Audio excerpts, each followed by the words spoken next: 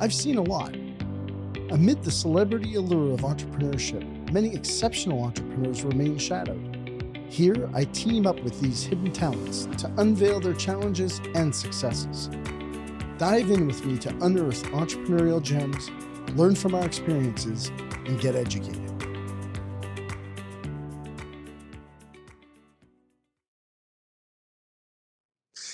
All right, welcome back. Second version, rolling into our third hour of podcasts.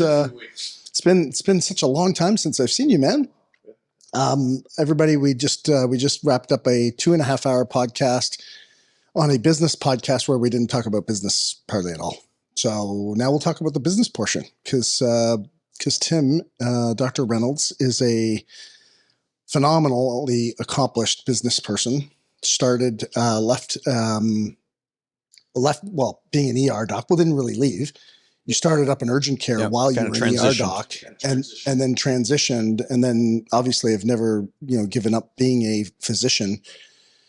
More business than physician at this point, but a little. Yeah, I mean, you're really a doctor at heart, but you have really transitioned the identity of, I don't know what you refer to it as, but from my perception is like that add-on of, I've done this and now I'm going to stack this other thing on top of it. And you've done like such a phenomenal job. I mean, you and I have sat on on boards together with other companies. So, I've had lots of opportunity to see you in action in the business realm. And of course, as we're friends, we talk and bitch and complain and celebrate.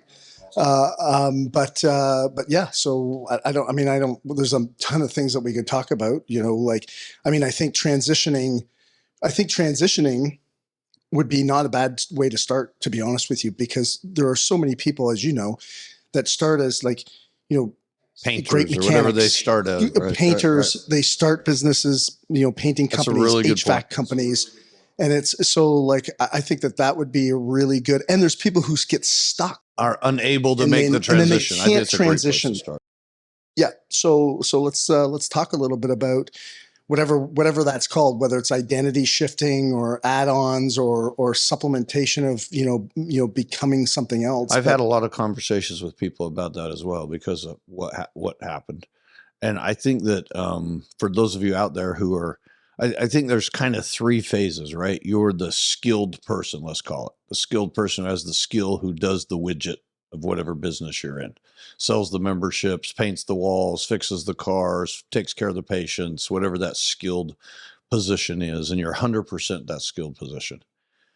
And usually somewhere along that line, you start being the person who supervises those people who are under you because you're the one. And then you say, what, I could do this. I could do this out on my own. I could set my own hours, have an easier life, and not have to work as hard and make shit tons of money. But that is the lie you tell yourself. Yeah, that's the lie you tell yourself. No, that's right. Otherwise, you'd never do it. If you knew the truth, you'd stay there. Yeah. I mean, the compelling future or whatever like that. And to your point earlier in the other podcast, which you talked about, which was, being able to create freedom of time. That's what you're trying to do. That is the dream. Right. Yeah. And so, leveraging yourself. Those of us who have own businesses have a funny joke that, hey, remember that time we thought we'd start a business so we could have more time? But you won't get that for a while if you're just starting. But yeah, so then you say, I think I'm going to venture out on my own.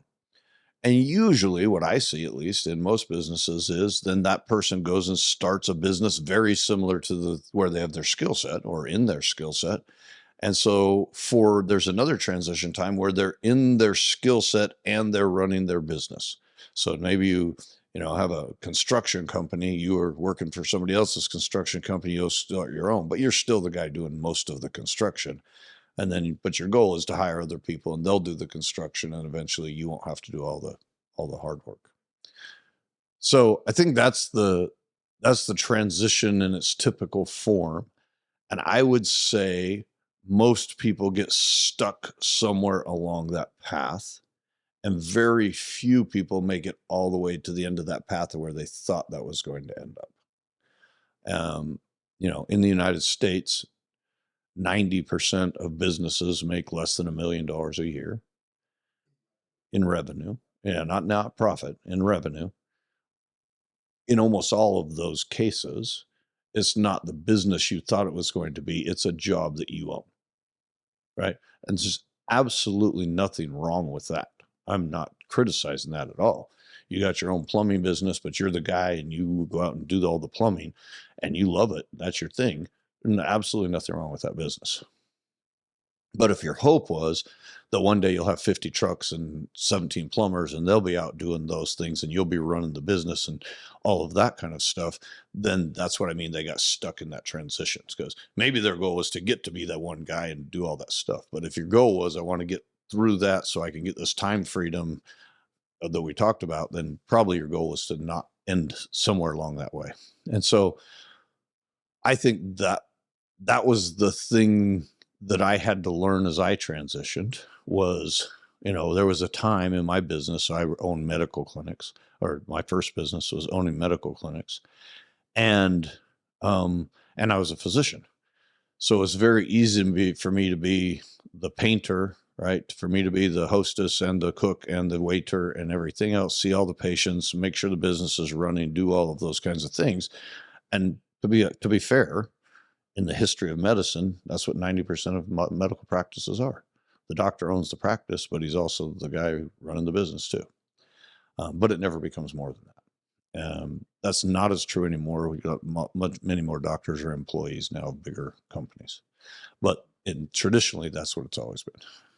But that's not what my vision was. My vision was that I'd own multiple practices and I'd have other people doing that. And I would see patients if I wanted to, but my real job was growing the business, if you will. And so making the transition between those two things was it is partly identity, giving up that identity of I'm the doctor at the place, or I'm the painter who paints the walls, to I'm the one who will send the doctor to you, or I'll send the painters and they'll paint your place. And part of the reason you don't give that up is ego. And I don't mean ego as in you're egocentric. I mean, you have clients who say, no, I want you to do it. I hired you because I want you to do it. I don't want your second man to do it. I want you to do it. And and that's a little bit of an ego boost. I mean, that's a little bit of, well, yeah, I do the best job. You're right.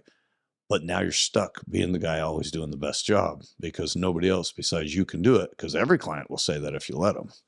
And so, which is why, I'll go back to medical practice since that's what I operate, which is why most doctors' offices have the doctor's name on the sign, and why mine from the beginning did not.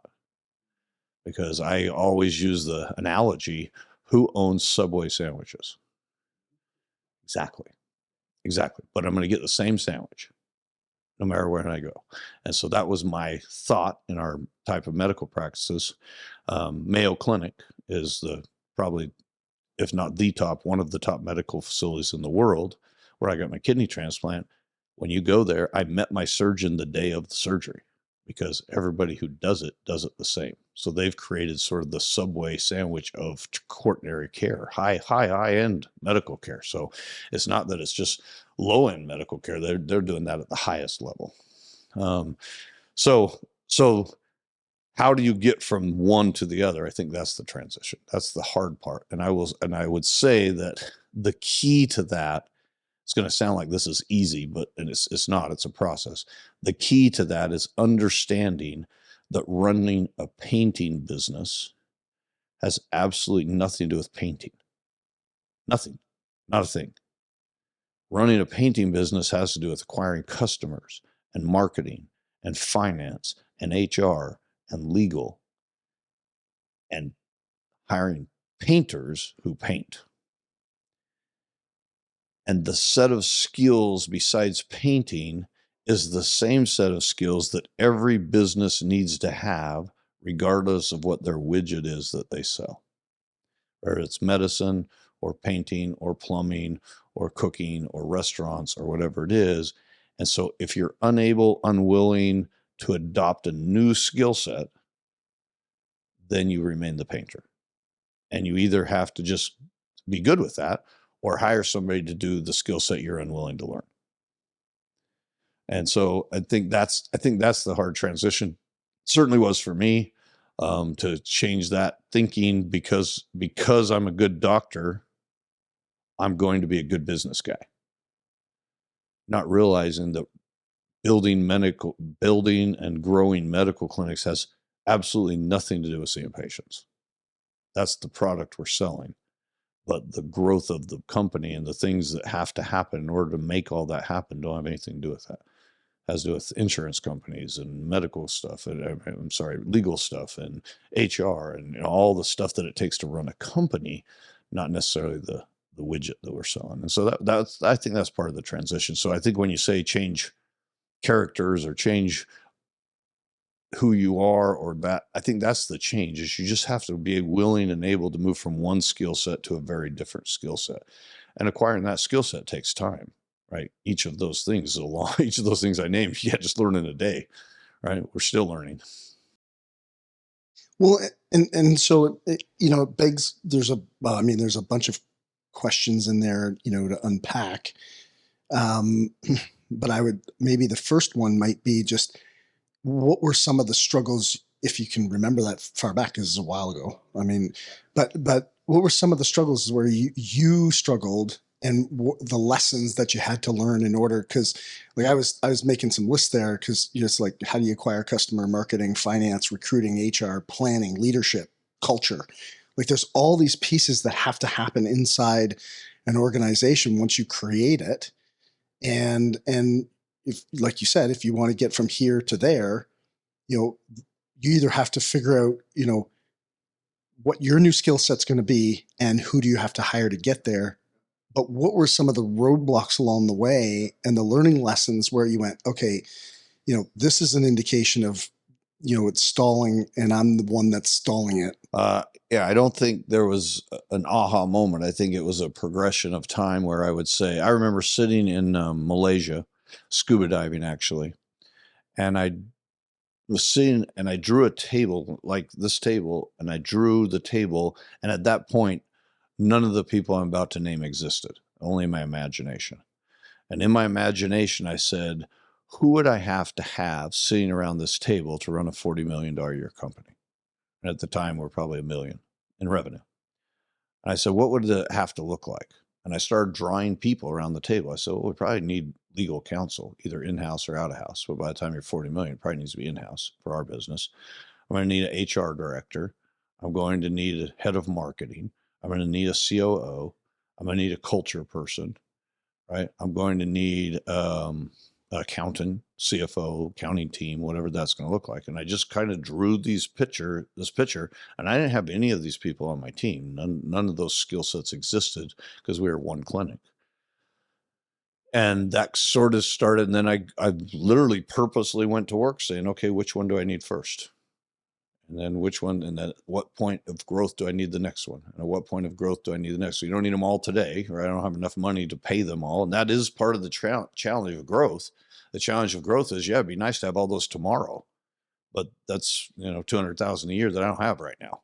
So where and how can I make those things happen until?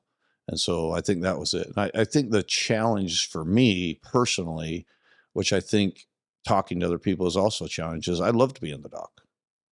I love seeing patients to this day. I love it. And so being able to say to myself, which is more important, spending time seeing patients every day, or growing what I want to grow and getting it to where I want to get to? Because there's going to come a point where I can't do both at the same time.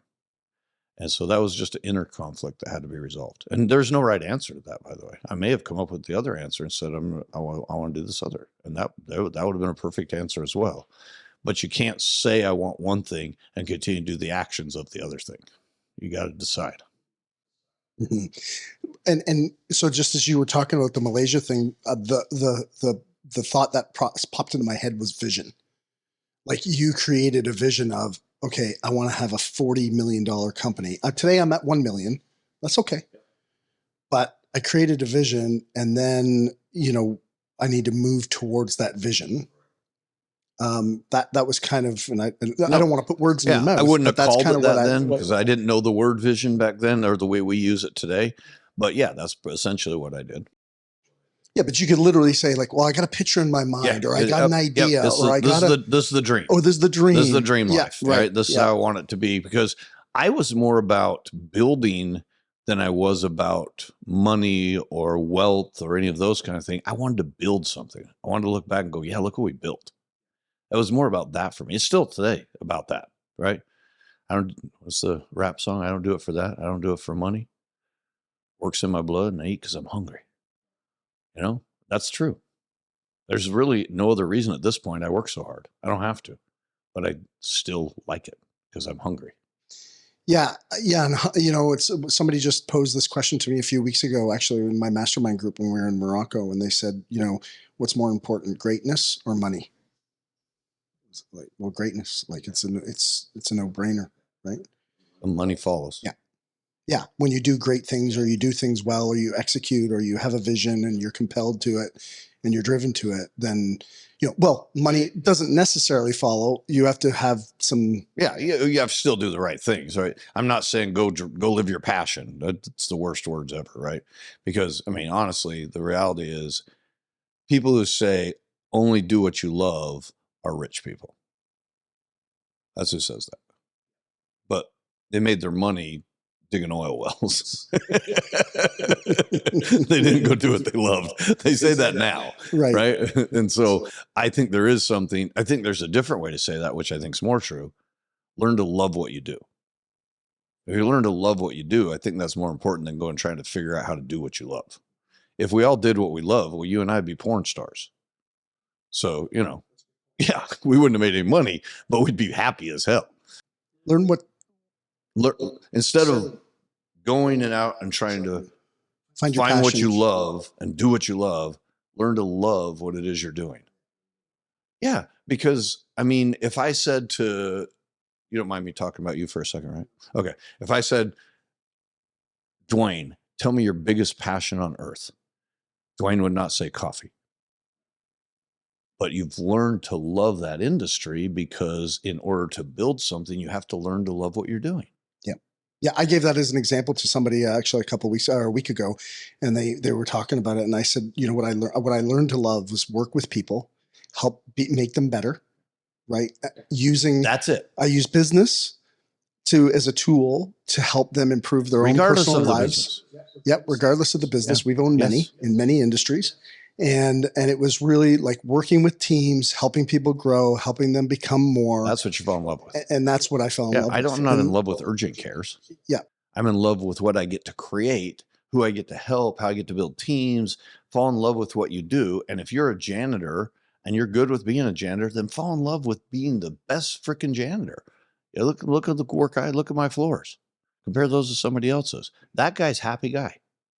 That's true. In fact, I would say, add to what you said, if you are just chasing the money, you're going to be miserable. I agree with that. You're going to end up very empty at the end. Yeah. Yeah. You'll feel you're doing it for the wrong reasons. And even though when you just said that earlier, before you talk, when you're loving what you're doing, it's like the other thing was I learned to love to solve problems, which is so many people. Which is running a business. That's running a business. And if you don't like solving problems, you probably should not get into a business. You're in the wrong. And you can hire. I was going to say in the wrong business, but that sounded duplicate. Right. But you could hire a COO who could solve some of the problems. But at the end of the day, you're always going to be the problem solver. You're still the one. Like people go, well, what do you do in a day? I have no operational. I don't meet any of our customers. They wouldn't know me if they fell over top of me, and they like I don't do anything operationally, but I am working with the executive team and the management teams to help them solve their problems. That's what I do all day long. And if you don't love that, that's what you got to love. You're going to be freaking miserable. And it is fraught with its own problems, obviously. But so you got to decide, is that what I love to do? Because it's not easy either. It's a whole nother skill set, right? I love what Jimmy Jones, who's a Dallas Cowboys coach way back in the 90s when Troy Aikman was their quarterback. And they show a video of him. And he says, first day I'd walk in, here's what I'd tell him. I'm going to be 100% consistent and treat every one of you differently. And that's spot on. That is interesting. That's spot on. Yeah. You know, we're so caught up in this treat everybody the same. That's so naive. Why would you treat your granddaughter like you treat your buddy? It doesn't make any sense. Why would you treat the girl who works at my front desk like I treat the doc who's taking care of the patients? The inability to have emotional intelligence enough to treat everybody differently. When he said that, I was like, oh my gosh, that's the smartest thing I've ever heard. I'm going to be very consistent and treat every one of you differently. And then he tells a funny story. He says, we had this backup, I think he was a backup running back, if I can remember, what might have been a linebacker. And he said he fell asleep during one of the team meetings. We'd had a hard workout. He fell asleep during one of the team meetings. So in the middle of the team meeting, I walked back and I woke him up and said, hey, Jerry, you're not getting enough sleep. I kicked him off the team. Now you can get all the sleep you want. And somebody asked me, they said, what would you have done if Troy Aikman had fallen asleep during the team meeting? He said, I'd have walked up, I shook him and said, Troy, you need a pillow? Look, I get it. Yep. I get it. Yep. He's a high performer. He deserved that treatment. That's you right. get what you deserve. Yeah. Yeah. Isn't that interesting? Well, and it's an interesting point that you make for anybody who is working in a job. Yeah. That, like not all things are equal. Nor should they be. And you shouldn't be treated equal. Like equality is. You know what superstars hate? Being treated like mediocre. Well, and superstars don't like working with mediocre people. Because of the same thing, right? I'm sitting there working next to a mediocre person and you come in and treat us the same? How does that make sense? Yeah, it's the greatest way to lose your superstars. all your A superstars. And mediocres don't like working with superstars either. Right. Yeah. Yeah. Because they make them look bad. Yeah. When they go home and go, oh, well, I'm not enough. Well, no shit, because you're not putting up in the effort or the focus or the attention or the training or the, superstars do things that other people don't do. There's a NBA player who says, we were playing the Lakers and I knew Kobe was there and I know he has a hard work ethic. So I was going to prove a point. I was going to be the first one to breakfast. So I got there and I got to breakfast at 5:30. Kobe showed up 5 minutes after me with ice packs on both knees because he'd already been playing for 2 hours. He said, that's just, you can't compete with that. That's why that's a superstar. That's why he is who he was. And Michael Jordan is who he is, and et cetera, et cetera. Yeah, yeah. So if you're as you started kind of evolving inside the business, what were some of the pieces? You go from $1 million business, and I'm interested in the experience and the learning lessons of growing into the second clinic and the third clinic, and then not only just in, from a growth perspective in the operations of the business, but then what was required from you as a leader of the organization or a future leader of the organization. Because look, at the end of the day, you use some really good analogies. The painter, that's a perfect example. I think about, the guy that does our painting. It's I don't want anybody else to paint my house. I want him to paint my house. And if he sends his second, you'll be unhappy. Yeah. And there's pressure. There's total pressure, to show up, especially for your A clients. But it's somewhere you've got to become good enough to be able to teach somebody what it is that you know. So as you started to grow, how did that progress? Because you're a phenomenal doctor and you are still a doc. We took a break here for lunch, but we came back. But while we were on lunch, you had 2 physician conversations, right? So it's in your heart of hearts, you're still a doctor. Yeah, I can still do doctor stuff and I still love it. Mm-hmm. One of my mentors when I was a resident, he said to me, and I've always remembered this, and he was absolutely right 30 years later, being a doctor makes a great hobby. If you have to knock down 60 patients day after day after day, it becomes like everything else, right? To pay the bills. But if you get to do it as you want to, when you want to, and you get to help young doctors and other doctors and stuff, it's the best of careers. And so that was kind of my goal along the way, is how can I practice medicine when and how I want instead of having to knock out 40, 50 patients every day. Yeah. So again, just taking those tidbits, that goes back to the vision, right? Yeah.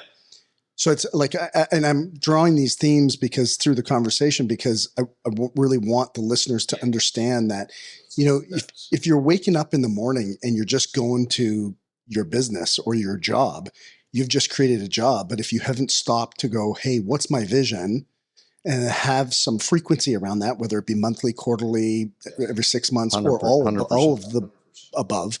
So now all of a sudden it's like, it'll be interesting through this conversation what your vision.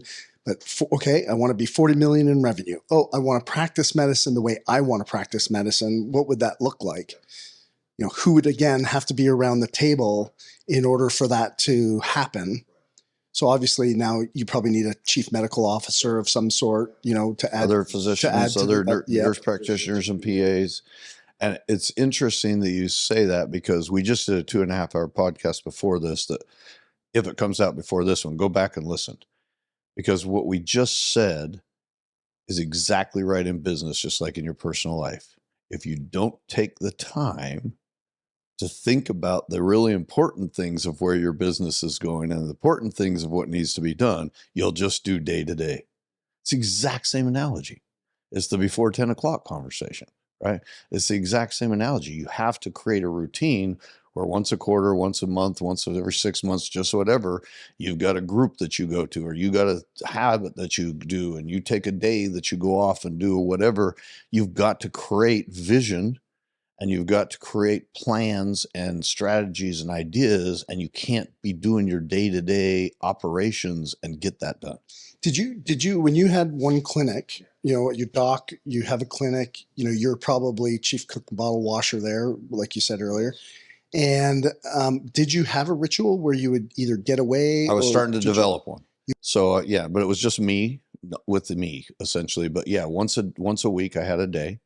And I called it my admin day, but really it was the day I didn't sit in the clinic. I went off on my own somewhere, or I stayed at my house and did it in this office that we're in now, and just sat and thought about, where do I want to take this thing?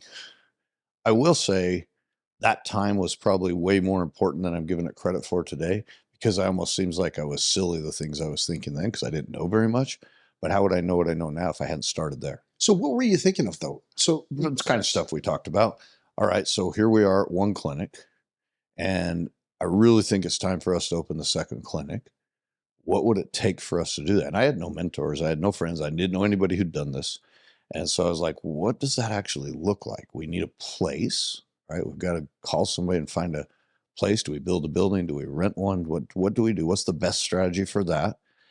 Obviously, now I've got to have more doctor staff, whether it's doctor, PAs, nurse practitioners. Which of those should it be, and how am I going to staff it? And how do I manage?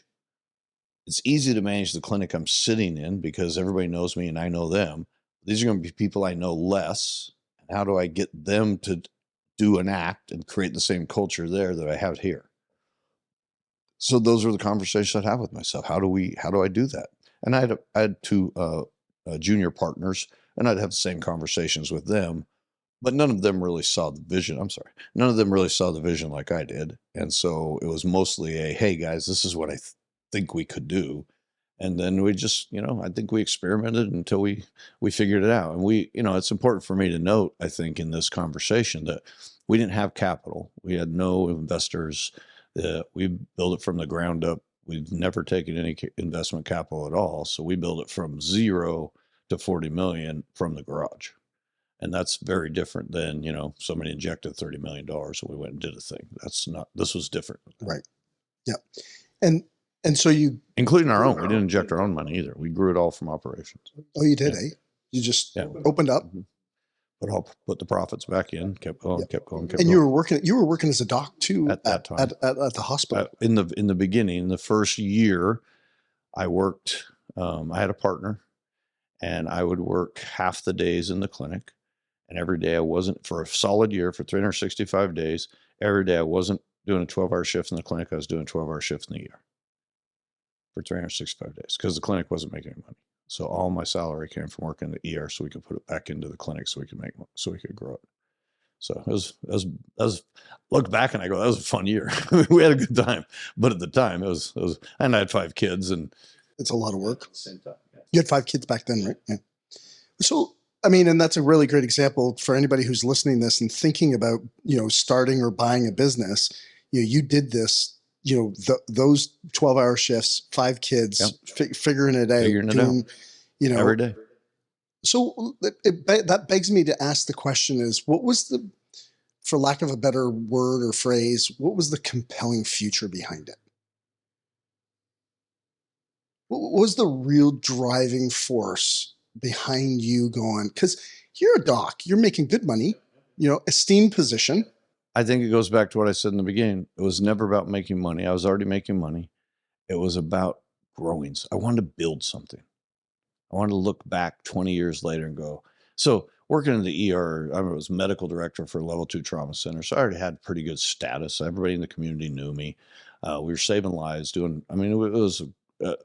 was a great position. I was not unhappy. I was very happy. And I was already the medical director of that. So I had leadership positions and leadership training.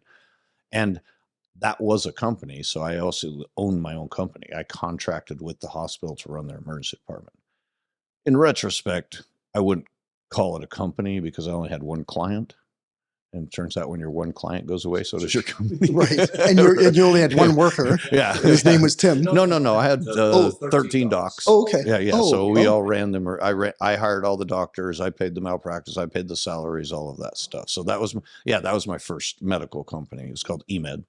And so eMed contracted with the hospital. And so everything that happened in the emergency part was my company. Yeah, because the hospital would rather hire somebody, outsource that than trying to do it, than trying to hire their own people, docs and all that kind of stuff. But back in, this is in 96 through 2006, back in those times, hospitals were not about hiring doctors. Hospitals didn't hire doctors back then. They hired groups. And then the groups were their own companies and they hired the doctors. Oh, okay. So I owned one of those groups. Okay, didn't know that. Yep. Interesting. Yep. So that's what I did for 10 years and I loved that. But then I thought, this is limited where it can go. I'm going to 20 years from now, my job's going to look exactly the same. My career's going to look exactly the same. What's the next thing? I want to go, if I'm going to do something for 20 years, I want to look back and go, wow, look, we built something from nothing. Now I took a huge pay cut when I left, huge pay cut because, I was doing well financially at that position and we went and ventured out into something that made no money for a year. So it was interesting. Yeah. A lot of uncertainty around it. Yeah, and I'd been doing it for 10 years, so I kind of got used to that income. Yeah. So you go from what I make classify as that how do I do this phase of life or business, right? Where you're like, okay, how am I going to do this? How am I going to do that? How am I going to do this? Because you're the one that's really creating the vision and you're answering your own questions. And then what was the next phase? Next phase was saying, I can't answer these questions myself anymore. I've got to go get some mentoring, get some help, learn from somebody besides myself. And where do I find that? So I started seeking out where to find that. What was your strategy there? Well, in the beginning, I didn't have one. I just started kind of looking at everything, got on the internet, looked around. Are there courses that teach this? I didn't know any of this. Are there courses? And courses led me to conferences, which led me to masterminds, which led me to Tony, and which led business mastery, which led to platinums, which led to Keith, which led to boards, so it was a journey where one thing led to the other. And it was a constant learning and gaining knowledge about the skill sets we talked about. Yeah. And that's like, I mean, I think we go back, even we talked about this in the first podcast, you're an avid learner, right? But I feel like this is where the I don't want to call it the average business person gets stuck. They get so stuck in the doing and whether and I don't know if you have an opinion on what it might be, but that they're stuck in the doing and not in the growing 100%. Learning phase and that what do I need to do to get to the next level? And then they wonder like most of them think that's a waste of time. You're just going to go sit and talk about shit for 2 days. That's such a waste of your time. Like a conference or something. Or a board or a mastermind. Yeah. I'm humping here. That's my business buddy who I've been trying to get to have this conversation for a long time. He's like, well, that must be nice. I'm humping. I got stuff to do. I'm grinding every day. There's no way I take 2 days off and think about my business. I'm like, that's why you're grinding, bro. The thing that's going to stop you from grinding is take some time and think about what you'd like this to look like. And I've been telling him this for 20 years, by the way. He's still grinding every single day.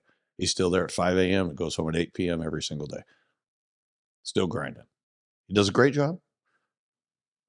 He built my arena. Got a great business. He built my arena. Yep, I know who you're talking about. Yeah, but he's grinding every day. He doesn't. I don't think he's had a day off in 20 years. Isn't that a day off in 20 years? I don't think so. Not that I know of. Wow. Yeah. He'll take an afternoon to go hunting, but then he's back in grind next day. So what? So you start off with courses, right? If you were to recommend to somebody who is looking to elevate, where would you recommend they go? So I would start with some books, and I can probably make a list of them, but I don't know if I can think of them right now in my head. What's the top book, do you think? Top book would probably be Michael Gerber's on E-Myth Revisited is a great book to think about to start with. Robert Kiyosaki's book on The Perfect Business is a great book to think about. I think there's a book called Scale, which is a great book to think about how to scale and think about a business in business terms. I think what happens is whatever widget it is that you sell, whatever skill it is you have, you talk a lot about how to improve that product and not a lot about what to do with that product. So, if you're a construction guy, you talk a lot about what's the best kind of roof, what's kind of the best kind of thing. If you're in medicine, what's the best antibiotic? But you don't spend a lot of time talking about what's the best way to sell roofs. That's not a conversation that happens a lot unless you change your thinking about what your business is. Your business isn't about building roofs. Your business is about selling roofs that you then build. And you just have to have a shift in that mindset. So I think you need some books that kind of teach you that the mindset isn't the product. The mindset is how to develop the product and the team to sell the product. So if we took that as an example, like there's a lot of people out there in business. Well, I mean, everybody in business has a blockage in their business. Sure. Has to. Like if you don't, then I don't know what business doesn't have a blockage. But you have a blockage. It could be, sales. So the suggestion really so the suggestion is like E-Myth is, hey, how do I create systems so that I'm working on my business, not in my business, which is kind of Michael Gerber's key quote, basically, that he's famous for, or the key concept. Sorry, I shouldn't say key quote. But if you go in and start tackling like, okay, I got a sales problem, I'm going to read everything on sales. Is that kind of been your approach, or what is it? No, I think my approach has been more understanding that there are key components that run any business that we just talked about a minute ago. And I didn't realize this in the beginning. I didn't realize that every single business has those same things. And then they sell a product. But outside of the product, they all do the stuff we talked about. And so the key is becoming an expert, developing passion around how do you develop those things so that you can sell whatever it is you sell. Because if you can develop passion and an expertise around those things, it doesn't matter what the product, switch products. It doesn't matter, right? Because they all do the same thing. Now, I'm exaggerating a little bit. Obviously, some things are more specialized than others. I get that. I probably couldn't go sell Teslas, but even at Tesla, all the things I talk about, legal, HR, marketing, sales, those all exist in the background of selling Teslas, right? And so I don't think you have to become an expert. You have to understand the expertise enough to talk about it and then go find an expert to do it for you. I don't know how. I always give this example, people. I don't know how to take an x-ray. I've ordered thousands of x-rays in my life. I don't know how to take an x-ray. I know how to read an x-ray, but I don't know how to take one. If I had to take an x-ray of your bone, we'd just sit there and look at each other because I have no idea how to turn the machine on. I don't know what to do. But I have to know how to talk to my x-ray tech about, nope, that arm's not positioned right. See, blah, blah, blah, blah, blah. So I have to be able to have conversations with her about the CAT scanner or the x-ray machine, but I don't have to know how to run it. I don't know how to do a drug screen, but I do thousands of drug screens every day in my business. And I have to be able to talk the language of drug screens, but I don't have to be able to do it. I don't know how to turn on QuickBooks or an accounting software, but I know how to take the financial statements that are produced to them and talk to my CFO and my accounting team about the accounting. You don't have to learn the skill. Otherwise, you just become that again. You have to learn how to talk about that skill and how that skill is useful in developing that core principle that runs your business. And then you have to be able to speak each of those languages. You have to speak to your marketer in marketing terms, your accountant in accounting terms, excuse me. So that Bless you. you can go and do what you just said, develop each of those people. How do you run a business, for an example, if you can't read a financial statement? People do it, but not for long. And but you don't have to get your CPA. You don't have to get your accounting degree. You have to have someone with one, and you have to be able to talk about it. And I think that's true in all of those areas. Thank God I don't know anything about HR. But I have a really good HR director. And I know all the laws and stuff because over time I've had to learn them all because Because you've made all the mistakes. because we've made all the mistakes, you know, Yeah. or you've had all the problems that HR has to handle. Right. Yeah. Well, yeah. I mean, I think you make a good point there. You become experienced in certain areas of the business because the environment Crap happens. puts you into shit happens, and it puts you in the environment where you have to learn from it. But you're not going to be the you're not HR going to be the person. expert. No. Yeah. No, you surround yourself by the people around that table, and they're the experts. And by the way, they couldn't do any of the other jobs. They can only do their job. The CFO is never going to go do the marketing job. That would be the worst, right? And so you have to be able to talk to the CFO, turn around an hour later, have an in-depth conversation with the marketing person. And you're the only person who can do that. So what do you think is the core skill sets there, right? I mean, now we're really not talking about like, yeah, you have some awareness of the role.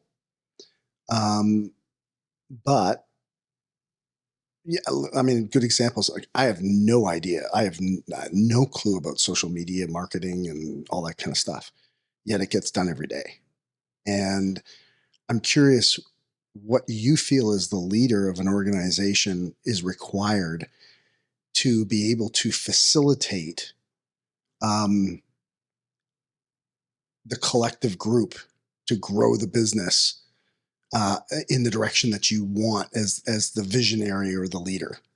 When you were talking about like really kind of getting everybody to facilitate all these things, what is then the skill set? Like, because somewhere along the line, people who own businesses that, are bumping into a ceiling of whatever revenue it is, Somewhere along the line. there's something missing. Somewhere along the line, there's a skill that needs to be developed. And sometimes, I mean, I'm a big believer that the owner is typically the person who's blocking the business from, especially if it's a very small business. So what are some of the skill sets that kind of helped you really, that you either had developed or that was allowed you to kind of grow to, the level that you did? Personally, the skill sets were learning to the kind of the joke we had before, learning how to treat different people differently. And that is a skill set, right? Learning what motivates this person might not be what motivates this person. So if you'd talked to me 15 years ago, I would have said the way you motivate somebody ideally is their income is tied to what they do. They do well, they make more money. They don't do well, and I'm not saying 100% commission, but there's some sort of commission in that thing. And then I started learning from Daniel Pink. And there's tons of studies that show that's 100% not true for everybody. In fact, it's the opposite. You can de-incentivize them by doing that. And I thought, that is the weirdest, oddest thing I've ever heard. But anybody who says that's the weirdest, oddest thing they ever heard, like me and you, is because we're like the first group, right? And so we can't possibly understand how somebody could be in that second group. But my personal assistant, Tracy, that would be totally against her, everything she stands for. If I told her, if I'm successful or we do this and I incentivized her some way, she'd quit. She puts in her whole heart and effort every single day, 24 hours a day, and gets paid with certainty. And that's way more important to her than the ability to make more money. And I hired her from an environment where she was 100% commission, by the way. She was a sales rep for Henry Schein, which sells medical supplies, and it's 100% commission. And she was miserable her entire career, and she made twice as much money as she does now. She wants a job where she can put her heart and soul into it, know that what her paycheck is, but doesn't have to worry. And so that was like a shock to me. That was a thing. That there's certain people who are motivated by one thing, and other people, it shouldn't be a shock. Seems logical now that I think about it. But when I read learned about the Daniel Pink studies, I was like, wow. And so I started thinking about, is this the kind of person who's motivated by income, or is this the kind of person who's motivated by kudos, or is this kind of person who's motivated by praise or love, or what does that look like? And starting to have conversation about people as individuals instead of just machines. And I don't mean that mean, but I think we do tend to think of that, right? I mean, obviously, if you incentivize somebody to double their income, they're going to work harder. Turns out, no. Turns out not necessarily. But I would have never dreamed that to be true. But turns out it is true. If I doubled Tracy's salary, you know her. If I doubled her salary tomorrow, would she work harder? She should do the exact same thing she does today. And if I cut her in half, she'd still do the exact same thing she does today, because that has no motivation in her life whatsoever. But some of my other employees, that would have a huge motivation in their life. So I think knowing the nuances of how to lead a team is probably the biggest development in my, and when you say what are those skills? I think one of those skills is learning how to read people, and that people are different, and what motivates one group of people isn't necessarily the same thing that motivates another group of people. Yeah. And so can you, and I don't know if you have access in your memory bank or to the Daniel Pink, like was it in one of his books, or was it?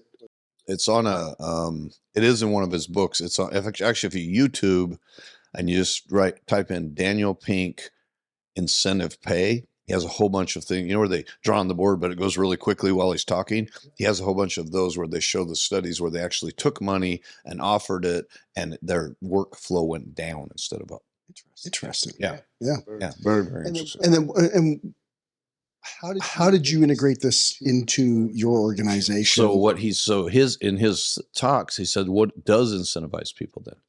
And a couple of the things that incentivize people from their studies are, and he was an economics guy, right? Part of the people that incentivize people is being part of a team. So how do you emphasize to somebody they're part of a team? Being part of something with a bigger purpose than yourself. I feel like by doing this, I'm serving a cause, not just serving me, right? Those things are way more important than how much money comes in on your paycheck to most people. And so knowing that, you can start to put a different kind of incentive program in place, if you want to call it that, or incentivize people in different ways than just, I'll give you a silly example. You know how people have, I don't know if you guys have it in your business, but people have it in businesses where you have a little badge that says 1 year or 2 years, 3 years, whatever that kind of thing is. I always thought those were silly, right? Spencer came into the business a couple of years ago and he said, I think people would love that. So we got the badges. We have people, I think my longest employees have been there 18 years and the shortest, 10 days or whatever. We got those badges, and I'm telling you, 100% without exception of everybody had them on within an hour, like wearing them with pride. And I was like, I never would have dreamed that, because that has no meaning to me. Like, I don't care what it says. It could say nothing. It doesn't matter, right? I don't care what my title is. Neither do you. But so many people do. That's important to them. More important to their pay. What are they called? What do people call them is more important. Knowing those nuances, I think, is that key to how do you get those people doing a thing. And knowing that it's not important is also just as important. So I'm curious if you could just kind of give some perspective, like if you're hiring new people, recruiting is getting easier, but coming out of COVID was extremely difficult. Like, it was insane. And as you are, what happens if you give people free money? Well, can't get them to work. No, seriously. People didn't need to, so they quit. Right. Which was not good for them either, by the way. That was not helpful. No, it's not. It's not good for society. It's not good for. It breeds a reverse the mentality, the actual opposite of what you really The want. goal in life is not to have it as easy as you can. If you think about your own life, I don't know everything you've been through, but I know some things you've been through, but it doesn't matter. What I'll say is true. If you think about the hardest times in your life, they were also the times you learned the most, regardless who you talk to. And so why would you want the easy life if you don't learn anything during those times? But a lot of people do. Everybody thinks that, because everybody thinks that's the goal. Life of luxury and easiness is the goal, but it's not the goal. If you have an easy day, it should feel great because you're working your ass off most of the time. And when you look back, you're like, wow, that was what mattered. It's the life of hardship. It's the life of self-sacrifice. It's the life of all those things that when you look back is the things you're proud of. Not the day you sat and just played games all day, watched movies. So if we go back to this recruiting piece, like if you're, because anyway, about recruiting. No. Well, because it is, how do you differentiate in recruiting, some of these pieces, the piece of, hey, I want to find somebody who is really committed to excellence or really committed to the process or the work or the grind, so that they can grow, and also how do you find out how you reward them? I'm interested in your perspective on that. Yeah, I think it's more art than science. I'll say that. I don't think I'm the world's expert at it. I think I'm still learning. I just learned about the people wanting to wear their numbers on their badges. So that was 2 weeks ago. So I would guess the lessons that I've learned is no matter how. So we used to say it's harder to get a job at our company than it is to get into Harvard. You have to submit an application. You have to have an online, back then it was by phone, but now it's online interview. You have to have a culture interview to see if you'll fit our culture. Then you have to have a working interview. So you have one of our supervisors and whatever your painting the wall specialty is going to be, front desk or whatever that is. And they work with you for half a day. And then all those teams get together and they decide whether or not we want to hire you. And so that's a pretty stringent criteria. And I only tell you that because it's so hard to do all the things you just said. It's hard to do that. And it's certainly hard to do it in one interview. And I think one of the things I learned is that I'm pretty good at reading people and I'm pretty good at interviewing. And I got fooled a lot. Because no matter how good you think you are, somebody's better. And they're going to come into your company. They're going to screw it up, even though they were a great interview. And so we've tried to put steps in place to find out all the things you said. Are they going to be a cultural fit? Do they really know their job? All those things. And I would say we're better, but I would say just be aware. I would say here's the best part of recruiting. Understand that everybody you hire ain't going to make it. That's probably the best recruiting lesson. If you think you're going to get it right 100% of the time, you're mistaken. You're not going to. Some people just interview well. But they suck. And you never know if somebody's lying to you. You can't, because they also lie well, and you think you could, but you can't. And I've been fooled many times. And then they come in and they're crap. So you just have to be aware of that and just know statistically, not everybody we hire is going to stay, and be willing to get rid of them quickly. We made a mistake. I think part of us is we don't want to say we suck at recruiting, we suck at interviewing, so we'll just hold on to them. And maybe if we treat her in a different way, or maybe if we give her a different thing, or maybe if we pat her on the back more, she'll get better. No, she won't. The lessons you learn in business is if somebody shows you who they are, believe them. Yeah, but I say it's easy to say, it's a lot harder to do, right? Yeah, it's a lot. I don't think there's any person out there in your group who owns a business who hasn't said, why didn't I let go of them 6 months ago? Because you want it for them worse than they want it for themselves. Because we're good humans, right? If firing people's easy, you're not a good human. And so you want them to be, come on, man. I know what you're, come on. Well, why are you not being successful? I want you to be successful. And, oh, by the way, I need the ship built. You know? Yeah. And so then, 4 months down the road, you're like, I got to let her go now. And then you're like, oh, I should have done that 4 months ago. Well, we've all done that. I don't know the solution to that. I just know you got to be aware that that's going to happen.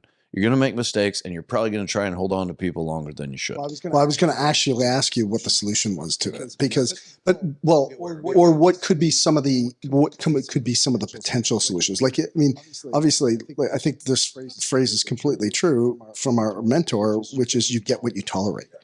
And at what point do you have checkpoints in place in where you're evaluating people in the first month, 2 months, 3 months, I think whatever we it looks do a like? very good job, and I would say most businesses do a very good job of evaluating technical skills along the way.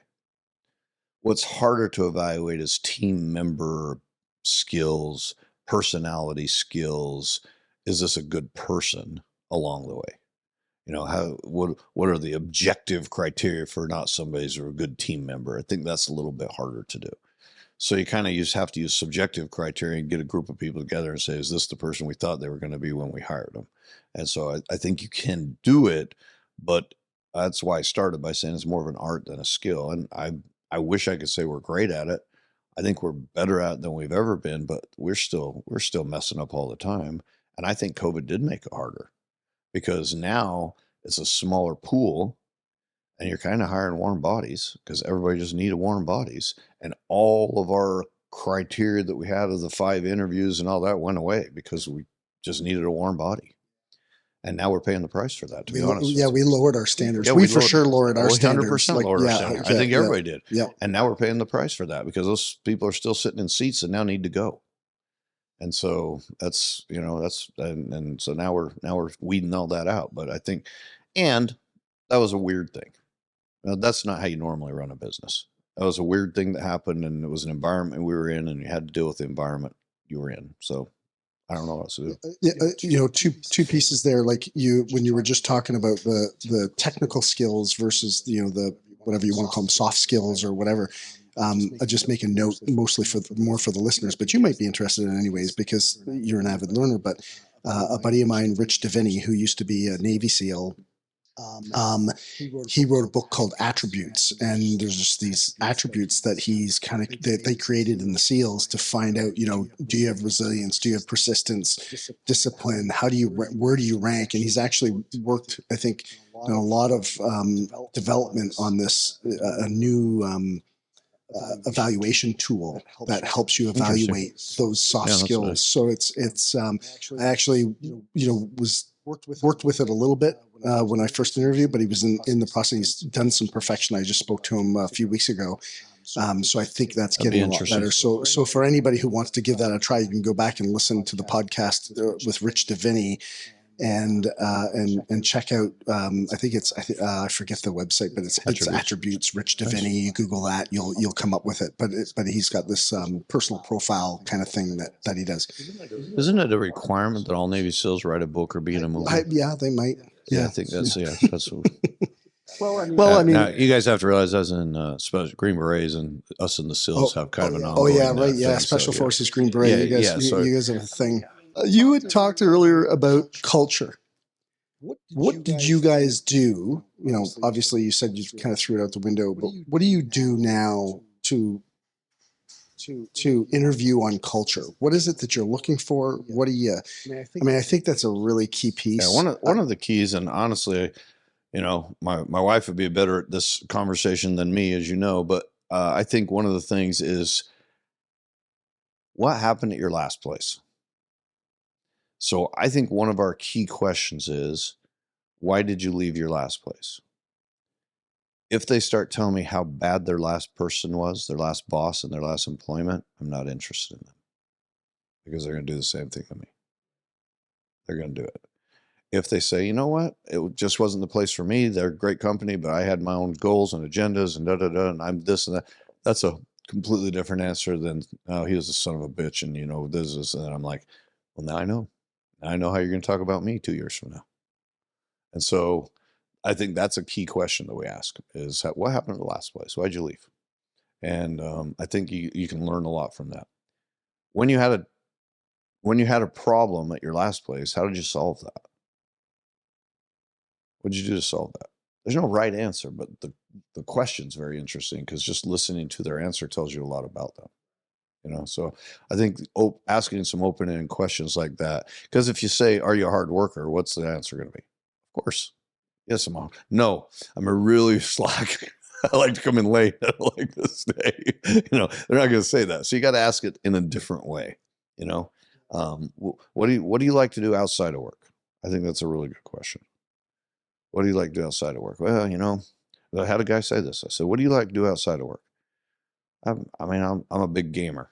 Oh, anything against gamers? I said, okay, that's cool. You have family? Yeah, I got a wife and 2 kids. How often you gaming?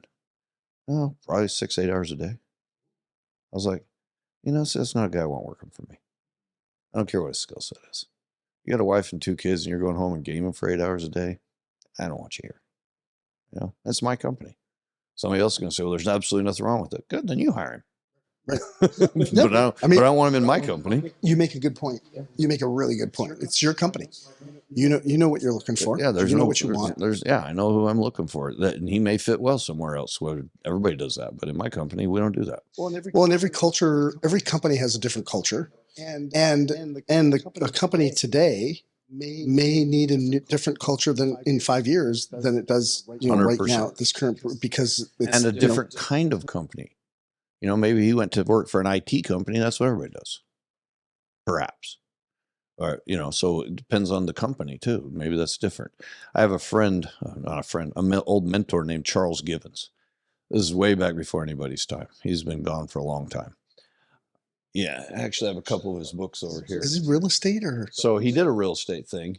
He did a whole bunch of things. He did business, real estate, but he was in that business. I'll show him, grab this.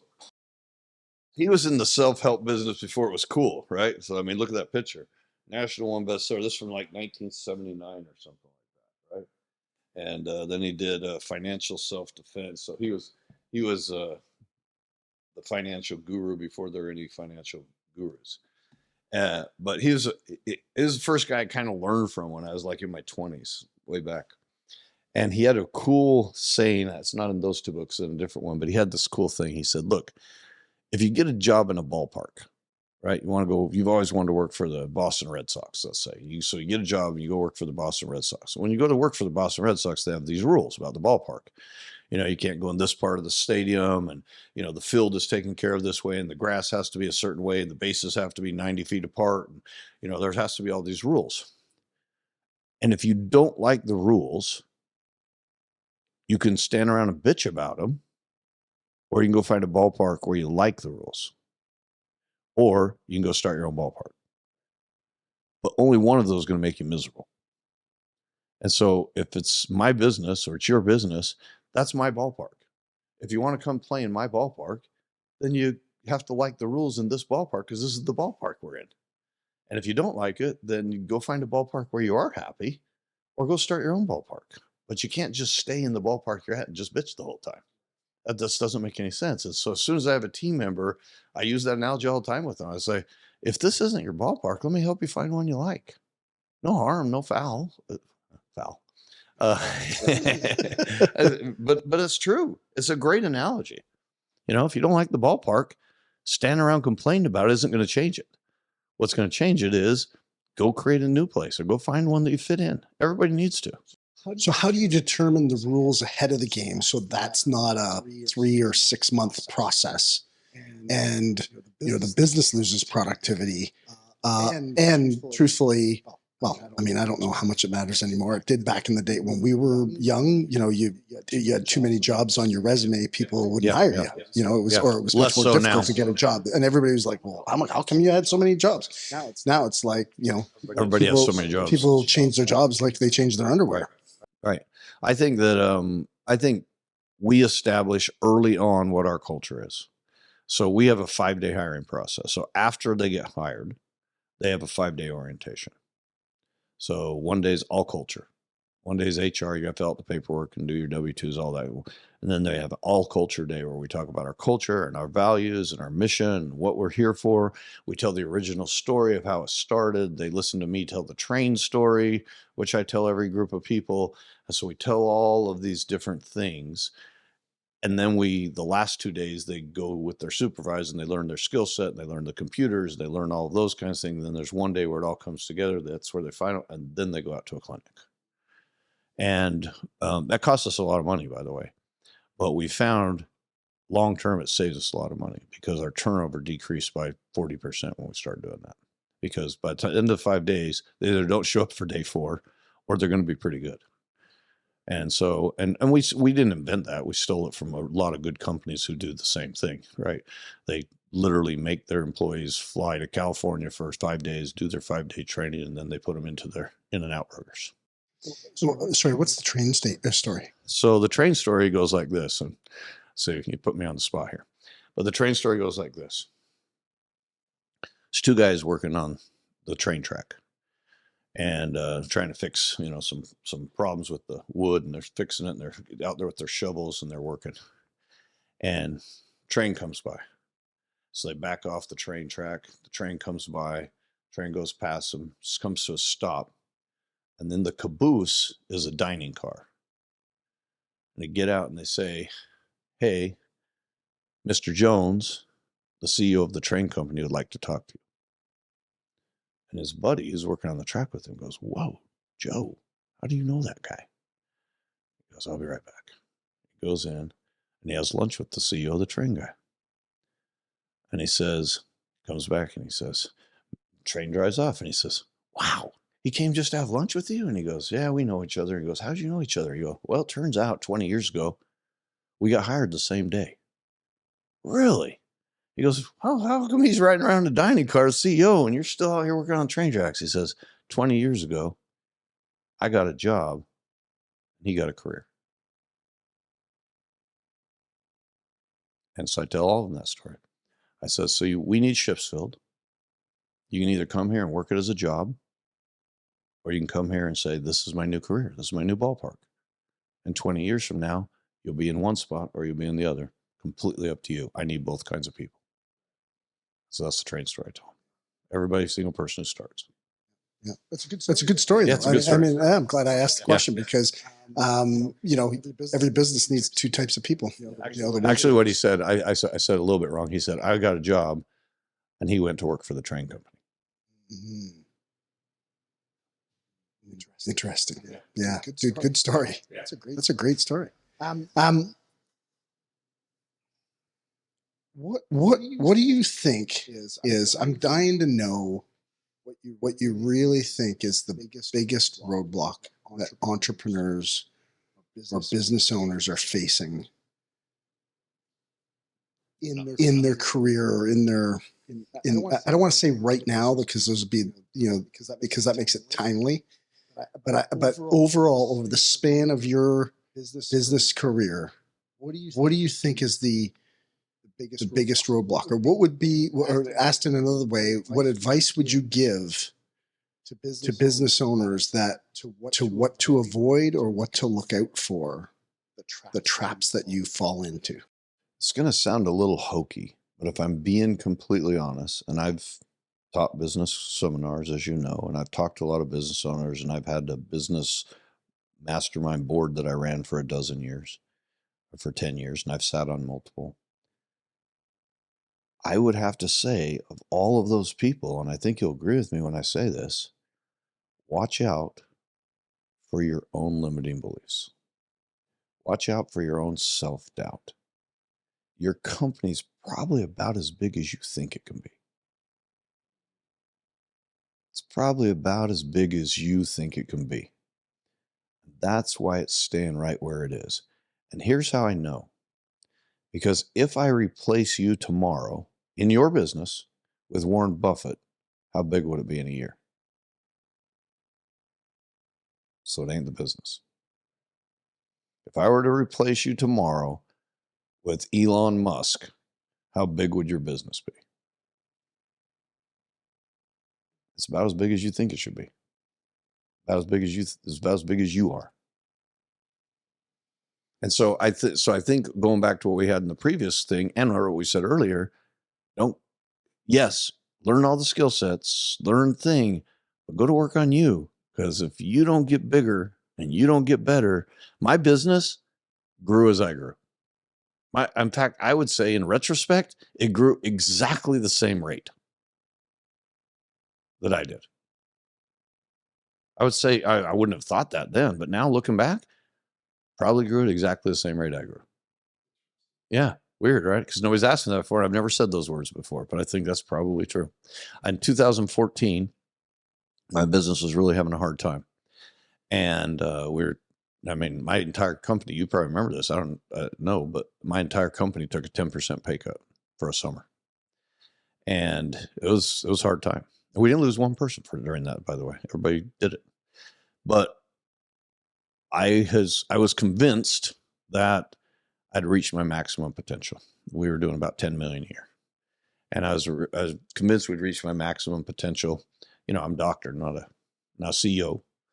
I'm an entrepreneur, but we've gotten to a size that now it needs somebody who's a CEO kind of guy, not me. And we had happened to have a trip plan to the Arctic Circle, which means we fly to Norway and get on a boat, stay on a boat for 10 days and go look at polar bears. Well, I can't leave because this thing's a mess. But I have to leave because we paid $40,000 for this trip and it's non-refundable. And so I'm like, so I'm torn. So anyway, short story, I get on the boat and I was miserable the entire time because all I'm thinking about is this other thing. And my thought process for the first 7 of the 10 days was, who could I hire that could take this thing to the next level, or who could I sell this to? Those were kind of my 2 thoughts. And I'm glad I went because I came back and just sort of had some self-revelation out there in the middle of the Arctic Ocean in the middle of the night that basically was, there's only one person who's going to take this to this level, and that's got to be the me I'm not yet. Yeah. Who is the person I need to be to go from where we are to where we need to be? What mindset do I need to change? What skill set do I need to have? And what do I need to do to take us from where we are to where we need to be? And so I came home completely new energy, completely new determined, and we got through that problem and started growing. And so it didn't have anything to do with the business. It had everything to do with Tim Reynolds.